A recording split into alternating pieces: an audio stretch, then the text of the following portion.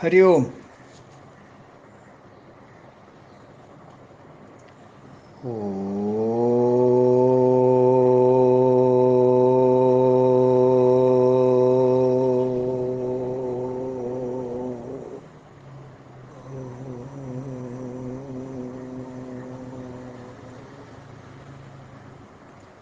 ओम सहनाववतु सहनौ पुनक्तु सह वीर्यं करवावहै तेजस्विनावधीतमस्तु मा विद्विषावहै। ओम शांति शांति शांति। शांताकारं भुजगशयनं पद्मनाभं सुरेशं विश्वाधारं गगनसदृशं मेघवर्णं शुभङ्गं लक्ष्मीकान्तं कमलनयनं योगिहृद्ध्यानगम्यं वन्दे विष्णुं भवभयहरं സർവലോകൈകനാഥം. ഇന്ന് നമ്മൾ 48, 49 ശ്ലോകം കാണുന്നു. 47 കഴിഞ്ഞു. അനിർവിണ്ണസ്തവിഷ്ടോ ഭൂ ക്ഷമക്ഷാമസഹീഹന സമീഹന അത് കഴിഞ്ഞതാണല്ലോ 47. അപ്പം ഇനി 48ഉം 49 ഇപ്പം ഇന്ന് നമ്മൾ വായിക്കാൻ പോണത്. ഒപ്പം വായിക്കുക. യജ്ഞയുജ്യോ മഹേജ്യശ്ച ക്രതുസത്രം സദം ഗതി സർവദർശി വിമുക്താത്മാ സർവജ്ഞോജ്ഞാനമുത്തമം സുഹൃദ സുമുഖ സൂക്ഷ്മ സുഘോഷ സുഖദ സുഹൃദ് മനോഹരോജിതക്രോധോ വീരബാഹുർദിവാരണ. ഇന്ന് നമ്മൾ കാണാൻ പോകുന്ന നാമം 445 അറ്റത്തെ യജ്ഞ. ഇവിടുന്ന് അങ്ങോട്ടുള്ള കുറേ നാമങ്ങൾ യജ്ഞയാഗങ്ങൾ ബന്ധപ്പെട്ടിട്ടുള്ള നാമങ്ങളാണ്. മാത്രമല്ല നമ്മൾ എല്ലാം കണ്ട നാമങ്ങൾ. അപ്പോൾ അധികമൊന്നും ഞാൻ വിവരിക്കുന്നില്ല. ഒക്കെ റെഫറൻസ് കൊടുത്ത് നമുക്ക് വേഗം പോവാം. പറഞ്ഞ പോലെ സംശയങ്ങൾ വല്ലതും ഉണ്ടെങ്കിൽ എപ്പോൾ വേണമെങ്കിൽ ചോദിക്കുകയും ചെയ്യാം. അതുകൊണ്ട് പ്യുവർലി ഇതൊരു വരുന്ന ശ്ലോകങ്ങളൊക്കെ മിക്കതും ടെക്നിക്കൽ എന്താ പറയുക ചൊവ്വയുള്ള വാക്കുകളാണ്, നാമങ്ങളാണ്. അപ്പോൾ ചിലപ്പോൾ ബോറടിച്ചു എന്ന് വരും. പക്ഷേ നോക്കിയില്ല, നാമങ്ങൾ വിഷ്ണു സഹസ്രനാമത്തിലുള്ളത് പോലെ നമുക്ക് ചെല്ലാൻ പറ്റുള്ളൂ. ഏതായാലും ഇതെല്ലാ നാമങ്ങളും നമ്മളൊരിക്കൽ കണ്ടതാണ്. അപ്പോൾ അതുകൊണ്ട് ഇതൊക്കെ റെപ്പിറ്റേഷനാണ് ഒരു വിധത്തിൽ. അപ്പോൾ അത് നമുക്ക് നോക്കാം. യജ്ഞ എന്ന് വെച്ചാൽ യജ്ഞമായവൻ എന്നർത്ഥം. He is yajna. ഭഗവാൻ യജ്ഞം തന്നെയാണ്, യജ്ഞസ്വരൂപനാണ്. സഹ യജ്ഞ പ്രജാ സൃഷ്ട. ഭഗവാൻ സൃഷ്ടിച്ച വസ്തുക്കളിലെല്ലാം ഭഗവാൻ കടന്നിരിക്കുന്നു. അപ്പോൾ ആ സൃഷ്ടിച്ച വസ്തുക്കൾ ഭഗവാന്റെ സൃഷ്ടി മാത്രമല്ല, ഭഗവാൻ കൂടിയാണത്. സമ്മതിച്ചില്ലേ? മനുഷ്യരെ ഭഗവാൻ സൃഷ്ടിച്ചിട്ടുണ്ടെങ്കിൽ മനുഷ്യൻ എന്ന് പറയുന്നത് ഒരു ഭഗവത് സൃഷ്ടി മാത്രമല്ല, അത് ഭഗവാൻ കൂടിയാണ്. അത് മനസ്സിലാക്കണം നമ്മൾ ആദ്യം. നിങ്ങളും നമ്മളും എല്ലാവരും ഭഗവാൻ തന്നെയാണ്. 3 അക്ഷരം മാത്രമേ നമുക്ക് അധികമുള്ളൂ. അത് കളഞ്ഞു കഴിഞ്ഞാൽ പിന്നെ നമ്മൾ വി ആർ ഗോഡ്.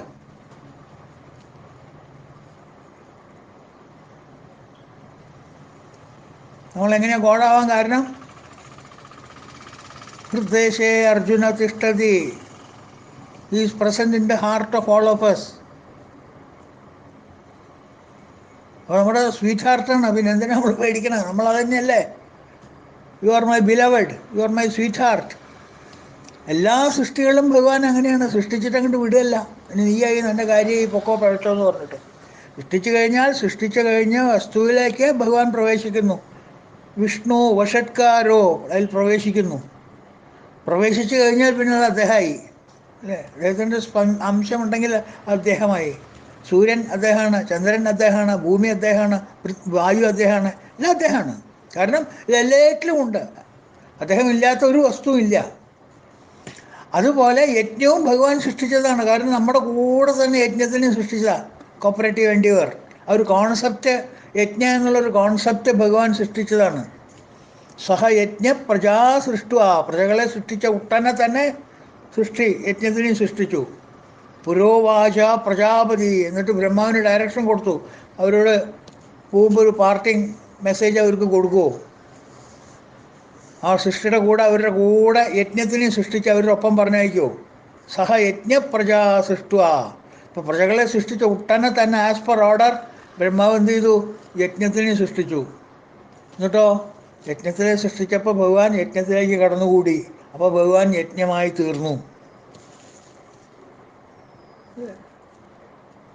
അപ്പോൾ യജ്ഞം ഭഗവാനാണെന്ന് പറഞ്ഞാൽ എന്താ തെറ്റ്?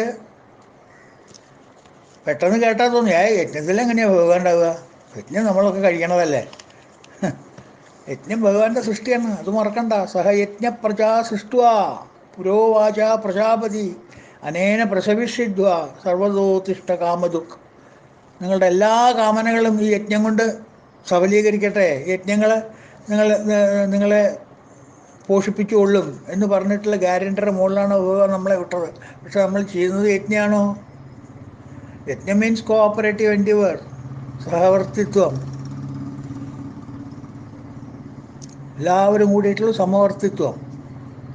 ആ യജ്ഞഭാവത്തോടു കൂടി നമ്മൾ കർമ്മം ചെയ്യുന്നുണ്ടോ? ചെയ്യുന്നില്ലല്ലോ. പിന്നെ എങ്ങനെയാ എന്താ പറയുക, കാമദുഃഖാവുക, കാമധേനു ആവുക? ആ കർമ്മത്തിൽ നിന്ന് വിഷമല്ലേ ചീറ്റുള്ളൂ. വാസുകി തക്ഷകനല്ലേ ആവുള്ളൂ, കാമധേനു ആവില്ലല്ലോ. അതെന്താ കാരണം? നമ്മൾ കർമ്മം ചെയ്യുന്നത് യജ്ഞമനോഭാവത്തോട് കൂടിയിട്ടല്ല, ഈശ്വര മനോഭാവത്തോട് കൂടിയിട്ടല്ല, ഈഗോ മനോഭാവത്തോട് കൂടിയിട്ടാണ്. അഹംബോധത്തോട് കൂടിയിട്ടല്ല, അഹംഭാവത്തോട് കൂടിയിട്ടാണ്. മനസ്സിലായോ? എനിവേ, അതുകൊണ്ട് യജ്ഞം ഭഗവാന്റെ സൃഷ്ടി ആയതുകൊണ്ട് യജ്ഞൻ ഭഗവാനാണ്. തൊട്ടു മുമ്പ് ഇന്നലെ മറ്റുള്ള നാമം കണ്ടില്ലേ, മഹാമഖ. ഇത് തന്നെ അർത്ഥം, ഒരു മാറ്റമില്ല. ഇതേ അർത്ഥം തന്നെയാണ് മഹാമഖ എന്ന് പറഞ്ഞതില്ല. അതുകൊണ്ടാണ് ഞാൻ പറഞ്ഞത് ഇതൊക്കെ കഴിഞ്ഞു പോയ നാമങ്ങളാണ്. യജ്ഞം മാത്രമല്ല, വേദയുക്തമായ അഗ്നിഷ്ടഹോമങ്ങൾ, ക്രതുക്കൾ എന്ന് പറയുന്നത്, ക്രതു. സ്മൃതിയുക്തമായിട്ടുള്ള പഞ്ചയജ്ഞങ്ങൾ, പിതൃശാർത്ഥങ്ങൾ, സ്വാധ എന്ന് പറയും, സ്വാധം, പിതൃശാർത്ഥങ്ങൾ, ഔഷധങ്ങൾ, വേദമന്ത്രങ്ങൾ, അജ്യം, അതിലൊഴിക്കുന്ന ഹോമദ്രവ്യങ്ങൾ, നെയ്യ് ഇത്യാദി, അതിൽ കൂട്ടിയിട്ടുള്ള ഹോമകുണ്ഡം, ഹോമം, ഹോമിക്കുന്ന അഗ്നി, ഹോമിക്കാൻ ഉപയോഗിക്കുന്ന അഗ്നി, ഹോമകുണ്ഡം, ഹോമിക്കുന്ന വസ്തുക്കൾ, ഇതെല്ലാം താൻ തന്നെയാണ്. ബ്രഹ്മാർപ്പണം ബ്രഹ്മഹവി, ശ്ലോകം നമ്മൾ കണ്ടതല്ലേ. ബ്രഹ്മാഗ്നോ ബ്രാഹ്മണ ഹുതം ബ്രഹ്മണ്യേനൈവ ഗന്ധവ്യം ബ്രഹ്മകർമ്മ സമാധിന. എല്ലാം ബ്രഹ്മം, സർവം ബ്രഹ്മമയം.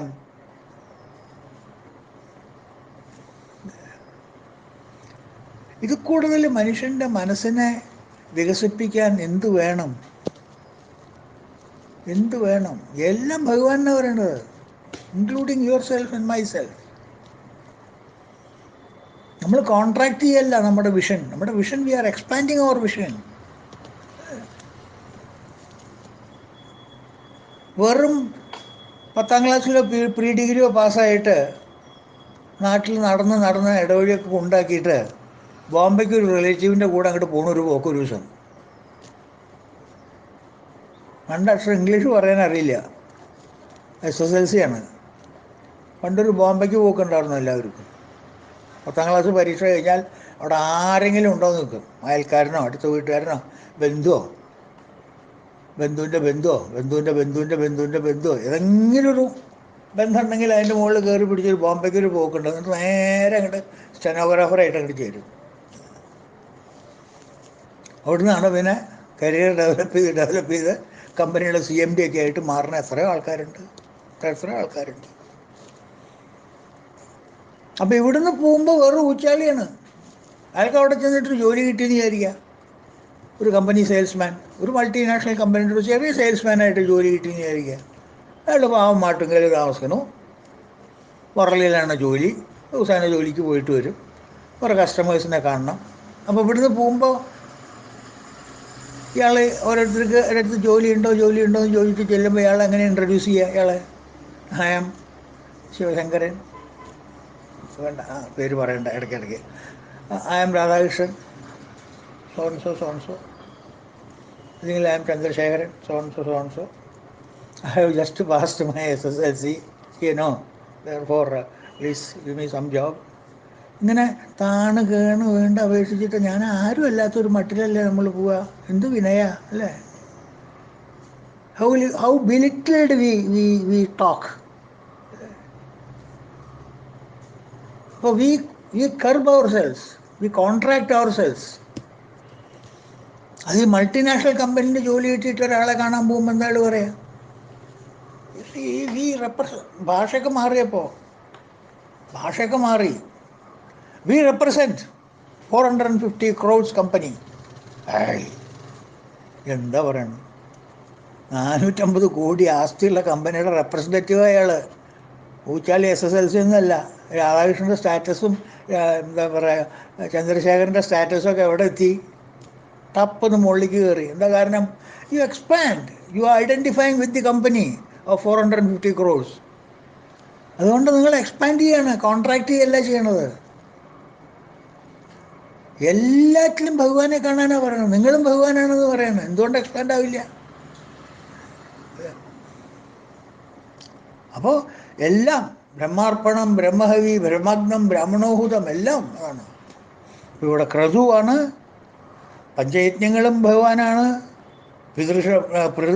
പിതൃശ്രാദ്ധങ്ങൾ കഴിക്കുന്നതും ഭഗവാനാണ്, ഔഷധവും ഭഗവാനാണ്, വേദമന്ത്രങ്ങളും ഭഗവാനാണ്, അജ്യവും ഭഗവാനാണ്, ഹോമദ്രവ്യങ്ങളും ഭഗവാനാണ്, അഗ്നിയും ഭഗവാനാണ്, ഹോമിക്കപ്പെടുന്ന വസ്തുക്കളും ഭഗവാനാണ്.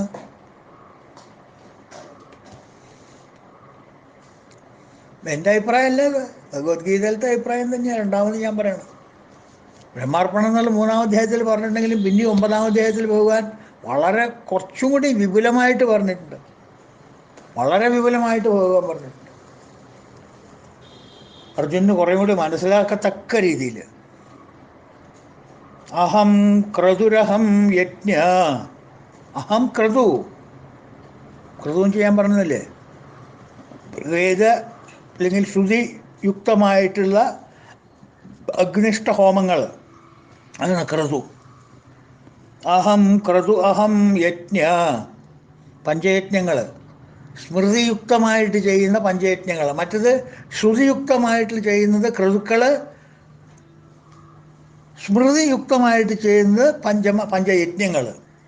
അപ്പോൾ അഹം ക്രതു അഹം യജ്ഞ സ്വാദാഹമഹ ഔഷധം, സ്വാദ പിതൃകർമ്മങ്ങൾ, അതും ഞാനാണ്.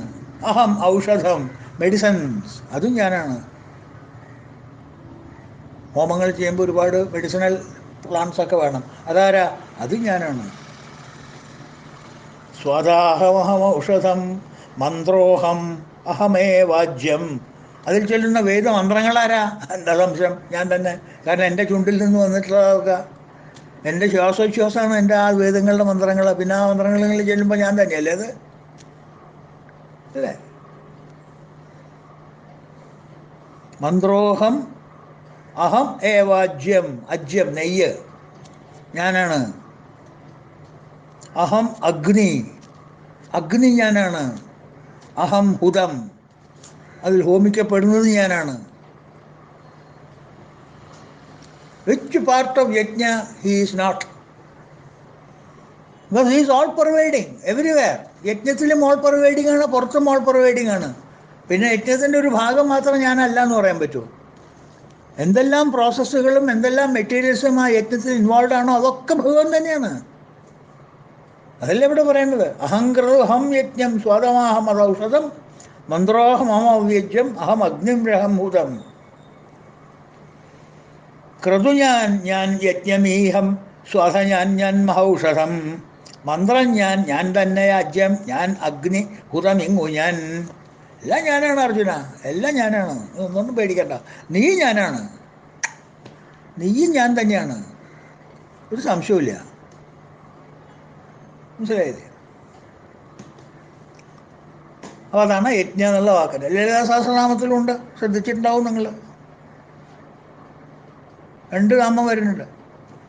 യജ്ഞരൂപ എന്ന് പറഞ്ഞിട്ടൊരു നാമം വരുന്നുണ്ട്, യജ്ഞകർത്തൃ എന്ന് പറഞ്ഞിട്ടൊരു നാമം വരുന്നുണ്ട്. യജ്ഞരൂപ എന്ന് വെച്ചെങ്കിൽ യജ്ഞസ്വരൂപി ദേവിയാണ്. യജ്ഞ ചെയ്യുന്നത് യജ്ഞകർത്തൃ, അതും ദേവിയാണ്. ഓജോവതി ജുജിധര യജ്ഞരൂപ പ്രിയവ്രത. നാം ഓർമ്മയില്ലേ? ഓജോവതി ജുജിധര യജ്ഞരൂപ പ്രിയവ്രത. യജ്ഞരൂപ, യജ്ഞരൂപയാണ് ദേവി, യജ്ഞത്തിൻ്റെ സ്വരൂപമാണ് ദേവി. അതേപോലെ അടുത്ത നാമം അതെ യജ്ഞകർത്തൃ, അതും ദേവിയുടെ പേര് തന്നെയാണ്, നാമങ്ങളിൽ പെട്ടത്. യജ്ഞപ്രിയ യജ്ഞകർത്തൃ യജമാനസ്വരൂപിണി. യജ്ഞപ്രിയ യജ്ഞകർത്തൃ, യജ്ഞം ചെയ്യുന്നവൾ, യജമാനസ്വരൂപിണി. യജ്ഞത്തിൻ്റെ യജമാനാരാ? ദേവി തന്നെ, മനസ്സിലായില്ലേ? അതുകൊണ്ട് യജ്ഞ ഭഗവാന്റെ അർത്ഥം. ഓക്കെ, 446 അടുത്ത ശ്ലോകം. ഇജ്യ, ഇതും വേദിക് കോൺസെപ്റ്റ് തന്നെയാണ്. ഇജ്യ, യജ്ഞ means യജിക്കപ്പെടേണ്ടവൻ.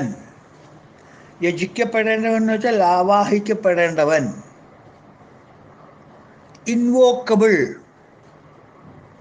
U invoke the God in you, അല്ലേ? അപ്പം അത് ഇൻവോക്കബിൾ കോൺസെപ്റ്റാണ് ഇജ്ജ എന്ന് പറയുന്നത്. ഇൻവോക്ക് ചെയ്യാൻ പറ്റിയതാണ്, അപ്രോപ്രിയേറ്റ്, എക്സലൻറ്റ്, എന്താ പറയുക, പ്രോപ്പർട്ടി ടു ഇൻവോക്ക്. നമ്മളൊക്കെ നമ്മളെക്കാൾ ശക്തിയുള്ള ആളുടെ പവറല്ലേ ഇൻവോക്ക് ചെയ്യാൻ നമുക്ക് വല്ല ആവശ്യമുണ്ടെങ്കിൽ, അല്ലേ? ഈ ഗവൺമെൻറ് സ്റ്റാറ്റ്യൂട്ട്സിലൊക്കെ അത് കാണാം. Invoking the powers conferred under section എന്നൊക്കെ പറയും. ഇൻവോക്കിംഗ് ദ പവേഴ്സ്, പവർ അതിലുണ്ട്, ആ പവറിനെ ഞാൻ ഇൻവോക്ക് ചെയ്യുന്നു, ഞാൻ അതിനെ ആവാഹിക്കണു. അപ്പോൾ ഇജ്ജ എന്ന് വെച്ചെങ്കിൽ യജിക്കപ്പെടേണ്ടവൻ, ഇൻവോക്കബിൾ. എല്ലാ ദേവതകളുടെയും വിഭൂതി അല്ല, എല്ലാ ദേവതകളും ഭഗവാന്റെ വിഭൂതിയാണ്, ഭഗവാന്റെ മാനിഫെസ്റ്റേഷൻസ് അല്ല എല്ലാ ദേവതകളും. അത് സംശയമുണ്ടോ?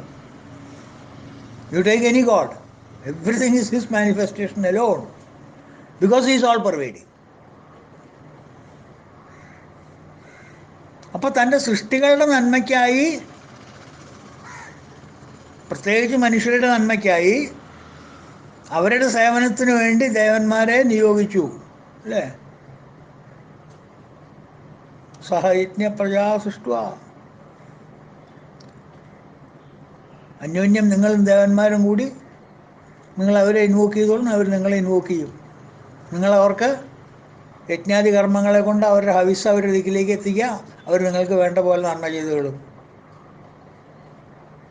അങ്ങനെ കയ്യോട് കയ്യും തോളോട് തോളായിട്ട് സുഖം അനുഭവിക്കുന്നു എന്ന് പറഞ്ഞിട്ടാണ് ദേവന്മാരെ ആ കരാറിലാണ് ഇങ്ങോട്ട് വിട്ടിരിക്കുന്നത്. നമ്മൾ അവരുടെ കയ്യിൽ നിന്ന് കിട്ടണമൊക്കെ അങ്ങോട്ട് വാങ്ങിയിട്ട് അങ്ങോട്ട് കൊടുക്കലൊക്കെ നിർത്തിയപ്പോഴേ ഇപ്പോൾ വൺ വേ ട്രാഫിക്കായി. അപ്പോൾ നമ്മുടെ സേവനത്തിന് വേണ്ടി ദേവന്മാരെ നിയോഗിച്ചു, അതിനൊരു വ്യവസ്ഥയും തീരുമാനിച്ചു ഭഗവാൻ. ഇതാണ് അതിൻ്റെ വ്യവസ്ഥ. നിങ്ങൾ ഇന്നതിൽ തന്നെ കർമ്മങ്ങൾ ചെയ്യുക, തന്നെ യാഗങ്ങൾ ചെയ്യുക, അവർക്ക് ഭക്ഷണം മാത്രം കൊടുത്താൽ മതി. Only take care of their local facilities, even that food only. അവർക്കുള്ള വസ്ത്രം, അന്നം കൊടുക്കുക, മറ്റൊക്കെ ഞാൻ നോക്കിക്കോളാം. ഒരു ശമ്പളം, ക്വാർട്ടേഴ്സ്, പ്രൊവിഡൻറ്റ് ഫണ്ട്, പെൻഷൻ, ഇതൊക്കെ ഞാൻ നോക്കിക്കോളാം. You don't worry, you give only food, daily you give food. അപ്പോൾ നമ്മൾ കൊല്ലത്തിലൊരിക്കൽ, കാരണം നമ്മുടെ കൊല്ലം എന്ന് പറയേണ്ട ഒരു ദിവസമാണ്. അപ്പോൾ ഒരു കൊല്ലത്തിലൊരിക്കൽ നമ്മൾ ഏതെങ്കിലും യജ്ഞങ്ങളോ യാഗങ്ങളോ പിതൃകർമ്മങ്ങളോ എന്തെങ്കിലുമൊക്കെ കഴിക്കുക, അവരെ സന്തോഷിപ്പിക്കുക, അവർ നിങ്ങളെയും സന്തോഷിപ്പിക്കും. അങ്ങനെ ഒത്തൊരുമയോട് കൂടിയിട്ട് കയ്യോട് കൈ കോർത്ത് നിങ്ങൾ സഞ്ചരിക്കും എന്ന് പറഞ്ഞിട്ടാണ് ഇങ്ങോട്ട് വിട്ടതേ. അപ്പോൾ നമ്മളൊക്കെ ലംഘിച്ചു, നമ്മുടെ കോൺട്രാക്ട് ടേംസൊക്കെ നമ്മൾ ലംഘിച്ചു. അപ്പോൾ അദ്ദേഹമാണ് ഇതെല്ലാം, വ്യവസ്ഥയെല്ലാം ഉണ്ടാക്കി വെച്ച് തീരുമാനിച്ചിട്ടുള്ളത്. എന്നിട്ട് അദ്ദേഹം ഇതിലൊന്നും ഇടപെടാതെ സുരേശ്വരനായിട്ട് വിരാജിക്കുന്നു. അതുകൊണ്ടാണ് ഏത് ദേവനെയോ ഏത് പിതൃക്കളെയോ നമ്മൾ പൂജിക്കുമ്പോൾ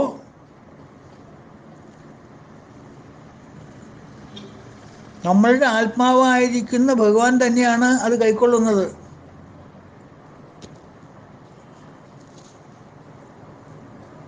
നിങ്ങൾ ഏത് പിതൃക്കളെ ആയിക്കോളൂ, വരുണനെ ആയിക്കോളൂ, വായുവിനെ ആയിക്കോളൂ, സൂര്യഭഗവാനെ ആയിക്കോളൂ, ആരെ വേണേ നിങ്ങൾ പൂജിച്ചോളൂ, യജ്ഞം കഴിച്ചോളൂ, യജ്ഞം കഴിച്ചോളൂ, ഹോമം കഴിച്ചോളൂ, തർപ്പണം കഴിച്ചോളൂ, എന്ത് ചെയ്താലും അൾട്ടിമേറ്റ്ലി ഇത് എങ്ങടെ എത്തണ?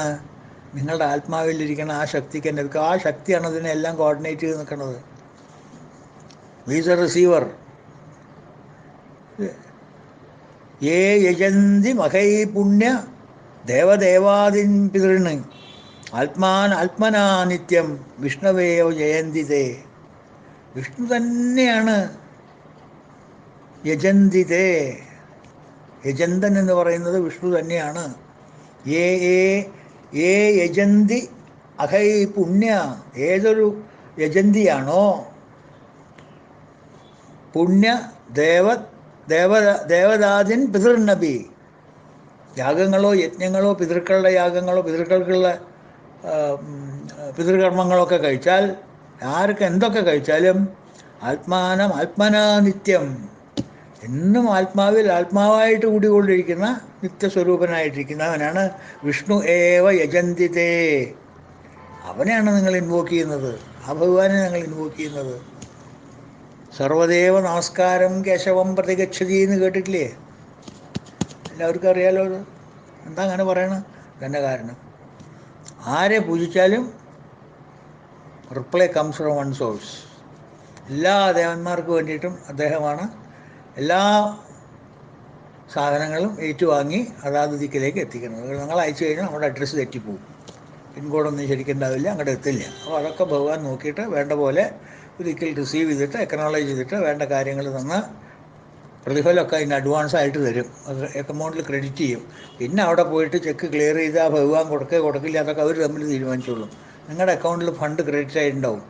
ഇന്ന് നിങ്ങൾ വരുണദേവന് ഒരു യാഗമോ യജ്ഞമോ ചെയ്യുകയാണെന്നുണ്ടെങ്കിൽ അതിൻ്റെ ഫലം ശരിയായിട്ട് ചെയ്തിട്ടുള്ള കർമ്മമാണെങ്കിൽ അതിൻ്റെ ഫലം നിങ്ങൾക്ക് ഉടനെ നിങ്ങളുടെ അക്കൗണ്ടിൽ ക്രെഡിറ്റ് കിട്ടും.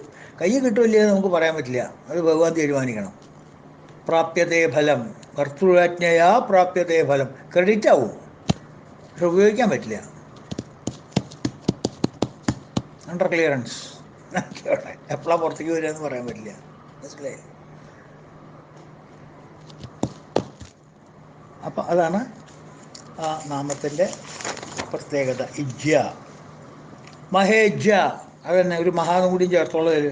ശ്രേഷ്ഠമായ ഇജ്യയോടുകൂടിയവൻ, ആവാഹിക്കപ്പെടുന്നവരിൽ ശ്രേഷ്ഠമായതെന്ന് അർത്ഥം. The most respectable, the most majestic എന്നൊക്കെ പറയാം. ഓഫ് ഓൾ ദേവാസ്, മഹായജ്ഞ. ക്രതു അടുത്ത നാമം 447. ക്രതും ഇത് തന്നെയാണ്. ക്രതു എന്ന് പറയുന്നത് ഒരു തരം ഹോമമാണ്. വേദയുക്തങ്ങളായിട്ടുള്ള ഹോമം, ശ്രുതിയുക്തങ്ങളായിട്ടുള്ള ഹോമം. അവിടെയൊക്കെ ചിലപ്പോൾ ഈ ധർമ്മയൂപം യജ്ഞയൂപം എന്നൊക്കെ പറയില്ലേ, നമ്മളല്ലേ പശുവിനെ പിടിച്ച് കിട്ടുന്ന സ്ഥലം എന്നൊക്കെ. അപ്പോൾ അവിടെ അങ്ങനത്തെയുള്ള പരിപാടികളൊക്കെ ചിലപ്പോൾ ഉണ്ടാവും. അങ്ങനെയുള്ള ആനിമൽസിനൊക്കെ ഇൻവോൾവ് ചെയ്തിട്ട് ഉള്ളൊരു കർമ്മമായിരിക്കും അത്. അവിടെ പശു അങ്ങനെയുള്ള കാര്യങ്ങളൊക്കെ ഉണ്ടാവും. അതാണ് ക്രതു എന്ന് പറയുന്ന കാരണം. അപ്പോൾ ഈ യാഗത്തിൻ്റെ ഓരോ അംശവും, ക്രതുവിൻ്റെ ഓരോ അംശവും ഭഗവാൻ തന്നെയാണ്.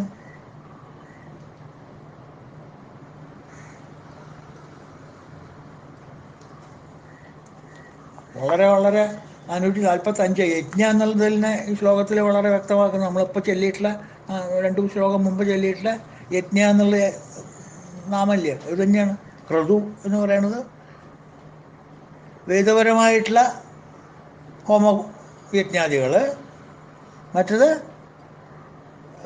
എന്താ പറയുക, സ്മൃതി പുരാണമായിട്ടുള്ള പഞ്ചമഹായജ്ഞങ്ങൾ. രണ്ടും ഒന്ന് തന്നെ, രണ്ടും പ്രോസസ്സ് ഒന്ന് തന്നെയാണ്. ചെല്ലുന്ന മന്ത്രങ്ങളിൽ വ്യത്യാസം ഉണ്ടാവും, ഋത്വിക്കുകളിൽ വ്യത്യാസം ഉണ്ടാവും, പ്രൊസീജിയറിൽ വ്യത്യാസം ഉണ്ടാവും, യജമാനൻ്റെ ക്വാളിഫിക്കേഷൻസിൽ വ്യത്യാസം ഉണ്ടാവും, ചെറിയ ചെറിയ വ്യത്യാസങ്ങൾ, മൈനർ വേരിയേഷൻസ്. പക്ഷെ എന്തുതന്നെയായാലും യജ്ഞ എങ്ങനെയാണോ ഭഗവാനാണ്, അതേപോലെ തന്നെയാണ് ക്രതും ഭഗവാൻ തന്നെയാണ്, അതിന് സംശയമില്ല.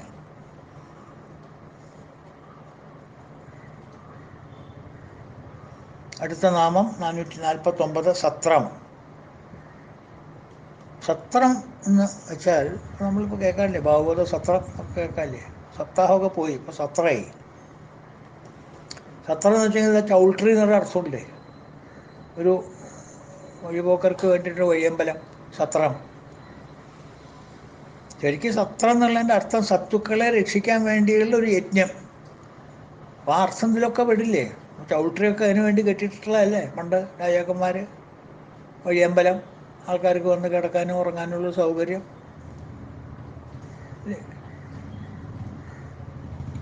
അതുപോലെ സത്രം നടത്തുമ്പോൾ സത്തുക്കളെ രക്ഷിക്കാൻ വേണ്ടിയുള്ള ഒരു യജ്ഞം. അത് സത്തുക്കൾ ഒരു സത്താവാം, അനേക സത്തുക്കളാവാം. പൊതുവെ പറഞ്ഞാൽ യജ്ഞം 2 തരമുണ്ട്. യജമാനൻ്റെ നന്മയ്ക്ക് വേണ്ടിയിട്ട്, അതും സത്യയജമാനാവണം, ദുഷ്ടയജമാനായിട്ട് കാര്യമില്ല. നല്ല യജമാനാണെന്നുണ്ടെങ്കിൽ സദ്ഗതി പ്രാപിക്കാൻ, അല്ലെങ്കിൽ പുണ്യം പ്രാപിക്കാൻ, നല്ല കാര്യങ്ങൾ ചെയ്യാൻ ആസക്തിയോട് കൂടിയിട്ട് ചെയ്യുന്ന, യജമാനൻ്റെ ആവശ്യത്തിന് മാത്രം ചെയ്യുന്ന യാഗങ്ങൾ, യജ്ഞങ്ങൾ, ഫലം അദ്ദേഹത്തിനെ പോവുള്ളൂ. ശരിക്കുള്ള ഫലമായാലും ശരി, വിപരീത ഫലമായാലും ശരി, വേറെ ആരും അതിന് ഉത്തരവാദിയില്ല, അദ്ദേഹത്തിന് കിട്ടും. അതൊരു തരം യജ്ഞം. രണ്ടാമത്തെ തരം യജ്ഞം എന്ന് പറഞ്ഞാൽ എന്താ പറയുക, ലോകക്ഷേമത്തിന് വേണ്ടി ചെയ്യുന്ന യജ്ഞം. മഴ പെയ്യാൻ, അല്ലെങ്കിൽ അരാജകത്വം അവസാനിപ്പിക്കാൻ, സൽബുദ്ധി ജനങ്ങൾക്ക് പകരാൻ, അങ്ങനെയുള്ള പല യജ്ഞങ്ങളും ഇപ്പോൾ നടക്കുന്നില്ലേ? അത് ഒരു യജമാനല്ല, അവിടെ മിനിമം 17 യജമാന്മാർ വേണം.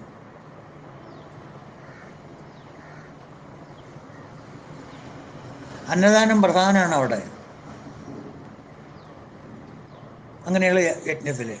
അത് പൊതു സമക്ഷം നന്മയ്ക്ക് വേണ്ടിയിട്ട് ചെയ്യുന്നത്, ഒരു യജമാനു വേണ്ടിയിട്ടല്ല. അതാണ് സത്രം എന്ന് പറയുന്നത്. സത്തുക്കൾക്ക് 2 സത്തുക്കൾ തന്നെയാണ്. ഒന്ന് ഒരു യജമാൻ, അങ്ങോട്ടും സത്യയജമാനാണ്. മറ്റത് കുറേ സത്തുക്കൾ. അപ്പോൾ 2 പേരും സത്തുക്കൾ തന്നെയാണ്. അപ്പോൾ 2 പേർക്കും ചെയ്യുന്ന യാഗങ്ങൾ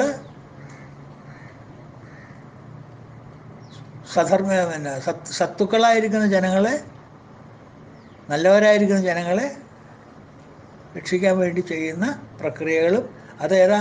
അതും ഭഗവാൻ തന്നെയാണ്. അതും രാക്ഷസനല്ല, ഭഗവാൻ തന്നെയാണ് അതും. മനസ്സിലായോ? അപ്പം എന്തപ്പോൾ നമുക്ക് മനസ്സിലാവണം? ചുരുക്കി പറഞ്ഞാൽ എല്ലാം ഒറ്റ പെട്ടിയിലിടാം. ഭഗവാൻ എന്നങ്ങോട്ട് എഴുതിയിട്ട് അതിൻ്റെ മുകളിൽ ലേബിൾ ഒട്ടിച്ച് ആ പെട്ടിയിലെല്ലാം ഇടാം. എല്ലാവരും അതിൽ അക്കോമഡേറ്റ് ചെയ്തോളൂ, അല്ലേ? അതാണ് സത്യം. സത്യം എന്ന് പറഞ്ഞാൽ അതാണ്.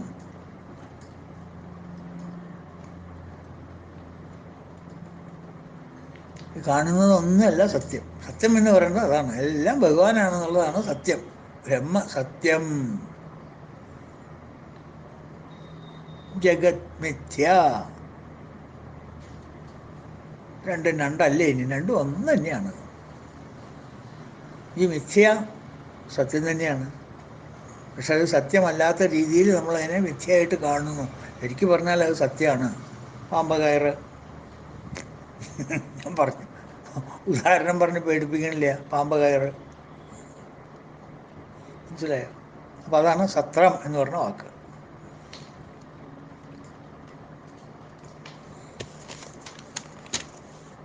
അടുത്ത നാമം 450 സദാം ഗതി. സദാം ഗതി മുമുക്ഷുക്കൾക്ക്, അല്ലെങ്കിൽ സാധകന്മാർക്ക് ആധ്യാത്മിക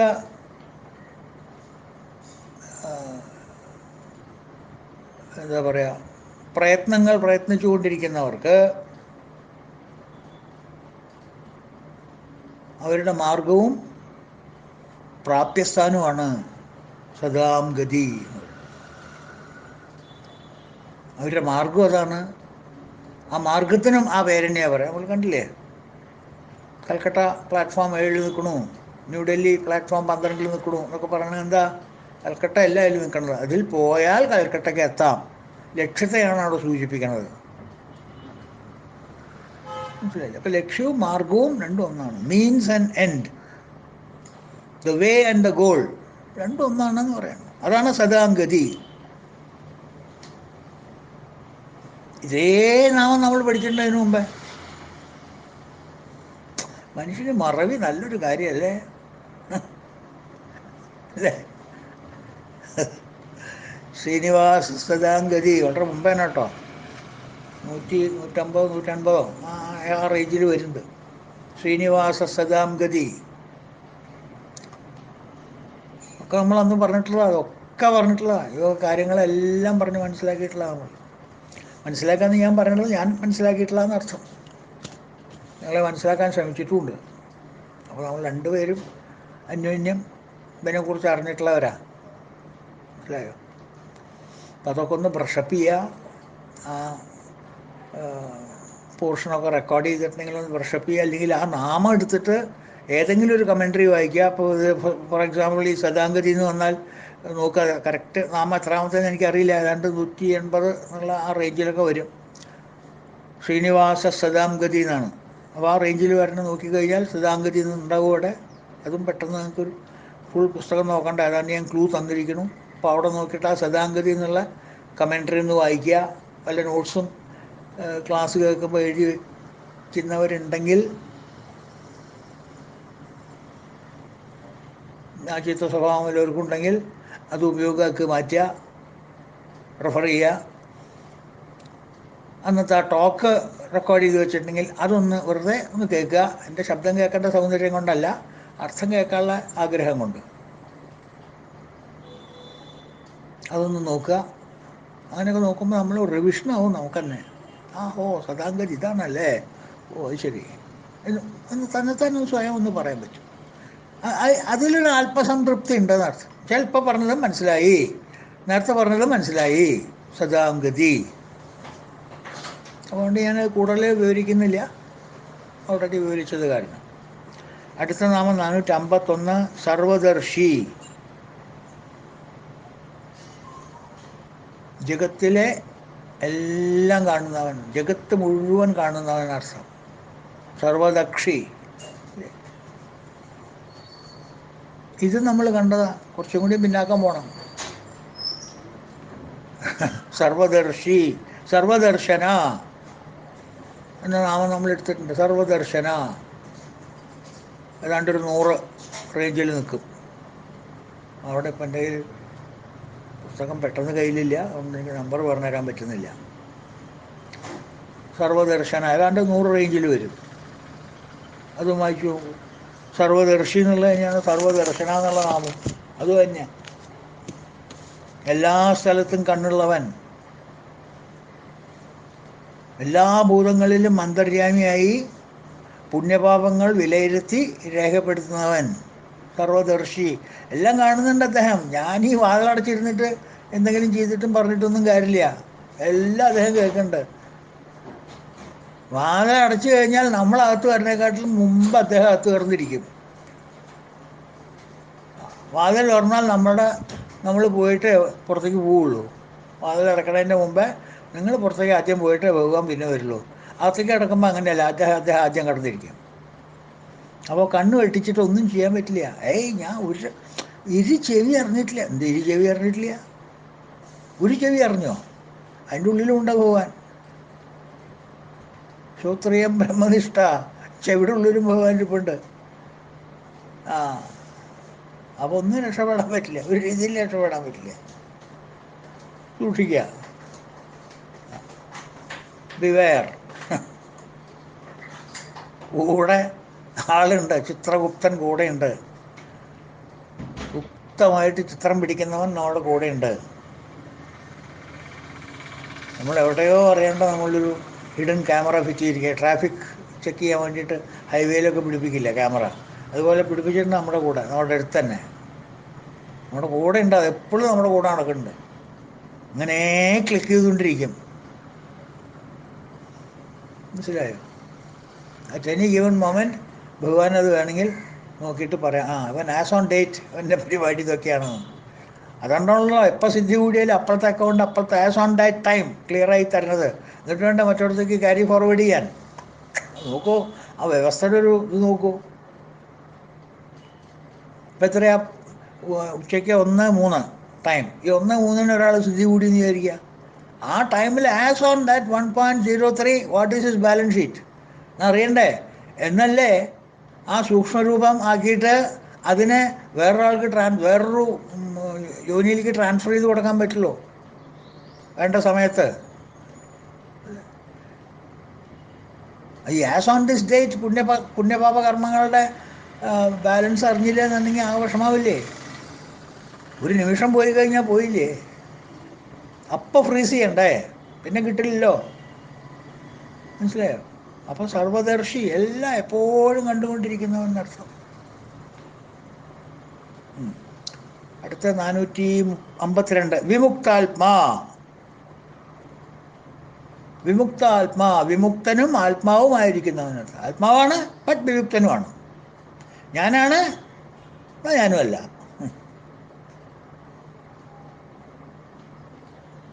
എന്നിൽ പ്രചോദനം തരുന്ന ഞാനാണ്, ഞാൻ പ്രവർത്തിക്കുന്ന ഞാനല്ലേ. ഇനി കർത്തൃത്വ ഭാവമില്ല, ഭോക്തൃത്വ ഭാവമില്ല. ജയിച്ചാലും കൊള്ളാം, തോറ്റാലും. അതുകൊണ്ടാണ് ഭഗവാന്റെ കളികളെല്ലാം, ഭഗവാന്റെ പ്രവർത്തികളെല്ലാം ലീലയാണ് എന്ന് പറയുന്നത്. നമ്മൾ ലീലയാണ്. അപ്പം നമ്മളൊരു കുട്ടികളെ വിളിച്ചു വന്നിട്ട് കളിക്കാടാ എന്ന് പറഞ്ഞ് കളിക്കാൻ ഇരുന്നു എന്ന് വിചാരിക്കുക. അവിടെ ആര് ജയിച്ചു ആര് തോറ്റു ഇതൊക്കെ പ്രസക്തമാണോ? ഒരു ഗെയിം ചെസ്സ് കളിക്കുക എന്ന് പറഞ്ഞാൽ ചെസ്സിൽ ആര് തോറ്റെന്ന് ആര് ജയിച്ചെന്താ വലിയ കാര്യമാണോ? എന്താ കാരണം? It is A Leela. കാര്യമല്ല, കളിയാണ്. മനസ്സിലായോ? സ്പോർട്ട് കാര്യമായിട്ട് എടുക്കുന്ന സ്പോർട്സ് ഉണ്ട്, അതല്ല ഞാൻ പറഞ്ഞത്. ഒരു വെറുതെ ഉച്ചയ്ക്ക് ഊണ് കഴിഞ്ഞിരുന്നു ഉറക്കൊന്നും വരില്ല, അങ്ങനെ ഉണ്ടാടാ 2 പെട്ടി ഷീട്ട് കളിക്കുക, 56 കളിക്കുക.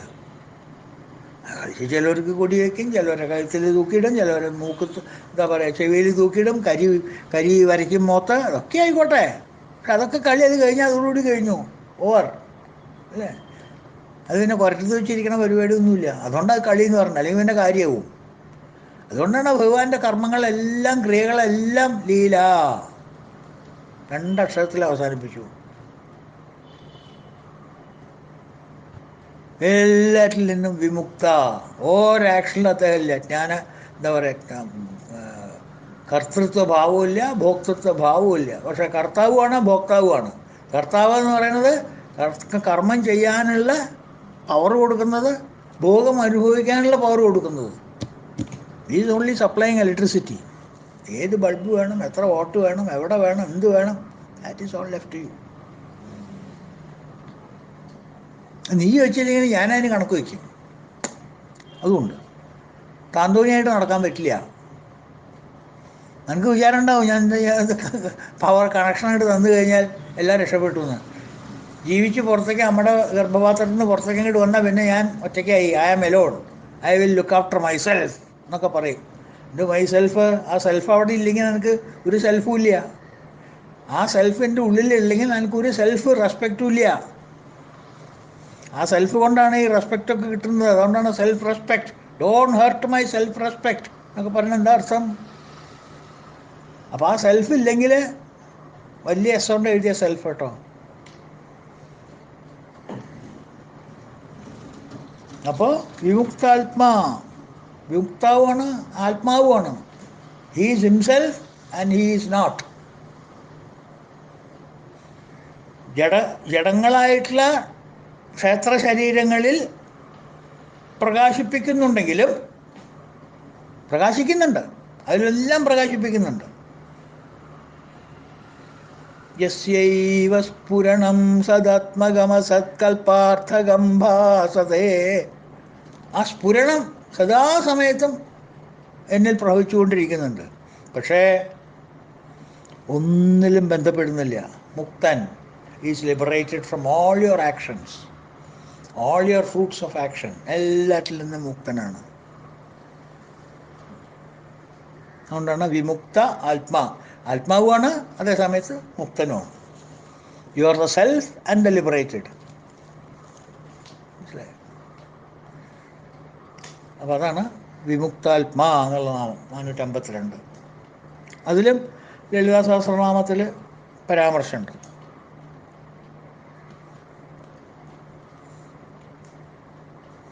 സർവോപാധി വിനിർമുക്ത, സർവ ഉപാധി വിനിർമുക്ത, എല്ലാ ഉപാധികളിൽ നിന്നും വിമുക്ത. ഉപാധി മീൻസ് വാട്ട്? എക്യുപ്മെൻറ്റ്. നമ്മളുടെ മനസ്സ്, ശരീരം, ബുദ്ധി, BMI, ബോഡി മൈൻഡ് ഇൻ്റലക്റ്റ്, ത്രിപുടി, ഇത് നമ്മുടെ എക്യുപ്മെൻ്റാണ്. മനസ്സിലായില്ലേ? നമ്മളുടെ പേഴ്സണാലിറ്റിയാണത്. നമ്മളുടെ ബോഡി, നമ്മളുടെ മൈൻഡ്, നമ്മളുടെ ഇൻ്റലക്റ്റ്. അപ്പം സർവ ഉപാധി വിമുക്ത, ബോഡി, മൈൻഡ്, ഇൻ്റലക്റ്റ്, ഇതിൻ്റെ പ്രവർത്തനങ്ങളിൽ നിന്നെല്ലാം ഞാൻ വിമുക്തനാണ്. ഇതിനെ പ്രവർത്തിക്കാനുള്ള ഇന്ധനം സദാസമയത്ത് ഞാനാണ് തന്നുകൊണ്ടിരിക്കുന്നത്. Whether it is body, mind or intellect, all actions done are by my power, but your actions don't bind me, your fruits don't bind me, I am unconcerned.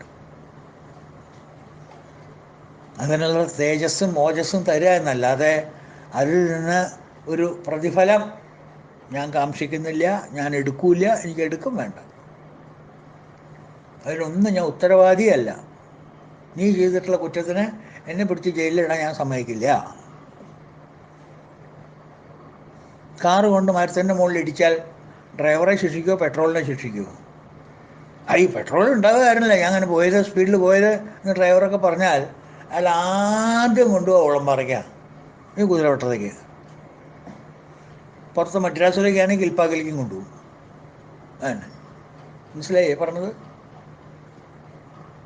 അപ്പം വിമുക്താത്മാ, സർവോപാധി വിമുക്ത, എല്ലാ ഉപാധികളിൽ നിന്നും വിമുക്ത. ലളിതാ സഹസ്രനാമം പറയുന്നതാണ്. സർവോപാധി വിനിർമുക്ത സദാശിവ പതിവ്രത. അതും ഈ നാമം തന്നെയാണ് അതിൻ്റെ അർത്ഥം സ്ഫുരിക്കുന്നത്. അതിൽ നിന്ന് സർവോപാധി വിനിർമുക്ത സദാശിവ പതിവ്രത. അടുത്ത നാമം 453, സർവജ്ഞ. സർവദർശിയും സകലജ്ഞാനിയും എന്നർത്ഥം സർവജ്ഞ എന്ന് വെച്ചെങ്കിൽ. അറിവും ദർശനവും കൂടി രണ്ടും ചേർത്തു സർവജ്ഞ എന്ന് പറഞ്ഞപ്പോൾ. സാമാന്യ രൂപത്തിലും വിശേഷ രൂപത്തിലും വർത്തിക്കുന്നു ഭഗവാൻ. യൂഷ്വൽ ആൻഡ് അൺയൂഷ്വൽ കണ്ടീഷൻസ് എല്ലാം ദർശിക്കുന്നുണ്ട്, എല്ലാം അറിയുന്നുണ്ട്. സർവദർശിയാണ്, സർവജ്ഞാനിയാണ്. അതുകൊണ്ട് സർവജ്ഞ. യാ സർവജ്ഞ സർവവിദ്.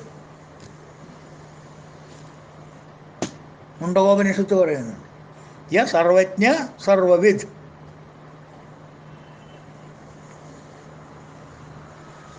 എല്ലാം അറിയുന്നവനാണ്, എല്ലാത്തിലും പ്രസൻറ്റുമാണ് മുണ്ടകോപനിഷത്ത്. മാത്രമല്ല എത്ര എത്ര ഉപനിഷത്തുകൾ അതിനെക്കുറിച്ച് പറയുന്നത്. ഇതേ ആശയം തന്നെ മാണ്ഡൂക്യ ഉപനിഷത്തിൽ പറയുന്നുണ്ട്. Mandukya supposed to be one of the tough Upanishads. അതിലും പറയുന്നു. ശ്വേതാശ്വര ഉപനിഷത്തിൽ പറയുന്നു, പ്രശ്നോപനിഷത്തിൽ പറയുന്നു. ഇതേ ആശയം തന്നെ, ഇതേ almost same words, bodily lifted. യ സർവജ്ഞ സർവവിദ്. അതും ഭഗവാൻ തന്നെയാണ് അർത്ഥം. അതും സഹസ്രനാമത്തിൽ നമുക്ക് പരാമർശം കാണാം. സർവജ്ഞ സാന്ദ്രകരുണ സമാനാധികവർജിത. സർവജ്ഞ സാന്ദ്രകരുണ. സർവജ്ഞ എന്നാണ് ആദ്യം പറഞ്ഞിരിക്കുന്നത്. ദേവിയും സർവജ്ഞ തന്നെയാണ്, വിഷ്ണു മാത്രമല്ല. ദേവിയെക്കുറിച്ച് നമ്മൾ പറയുമ്പോൾ ദേവിയും സർവജ്ഞ തന്നെയാണ്. ശിവനെക്കുറിച്ച് പറയുമ്പോൾ ശിവനും സർവജ്ഞനാണ്. ആയത് ദേവനെ കുറിച്ച് പറഞ്ഞാൽ എല്ലാവരും സർവജ്ഞൻ തന്നെയാണ്. കാരണം എന്താ, അദ്ദേഹത്തിന് കിട്ടുന്ന പവറൊക്കെ ഒരേ പവർ ഹൗസ് എന്നാണ് എല്ലാ ദേവന്മാർക്കും. അപ്പോൾ സർവജ്ഞ സാന്ദ്രകരുണ സമാനാധികവർജിത. അതേ നാമം തന്നെ ലളിതാ സഹസ്രനാമത്തിന് പറഞ്ഞത്. രണ്ട് മഹർഷിമാർ എഴുതിയതല്ലേ ഇത്, അല്ലേ?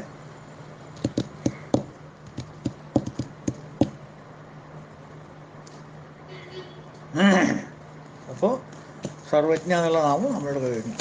സമയവും ഏതാണ്ടൊക്കെയായി. ഒരുപാട് റെക്കോർഡ് ബ്രേക്കാതെ തോന്നും. വളരെയധികം നാമങ്ങൾ കവർ ചെയ്തിട്ടുണ്ട്. കാരണം എന്താ, വേറൊന്നുമല്ല, മുമ്പ് നമ്മൾ കണ്ട നാമങ്ങളാണ്. നോക്കാം. ഏതായാലും അടുത്ത നാമം നാളെ നോക്കാം നമുക്ക്. അതുവരെ എല്ലാവർക്കും ഹരി ഓം. ഓം പൂർണ്ണമദ പൂർണ്ണമിദം പൂർണ്ണാത് പൂർണ്ണമുദച്യത്തെ പൂർണ്ണസ്യ പൂർണ്ണമാദായ പൂർണ്ണമേവാവശിഷ്യത്തെ. ഓം ശാന്തി ശാന്തി ശാന്തി. ഹരി ഓം തത്സത്. ഓം ശ്രീ ഗുരുഭ്യോ നമഃ. കൃഷ്ണ, ഗുരുവായൂരപ്പ, ഭഗവാനെ രക്ഷിക്കണേ.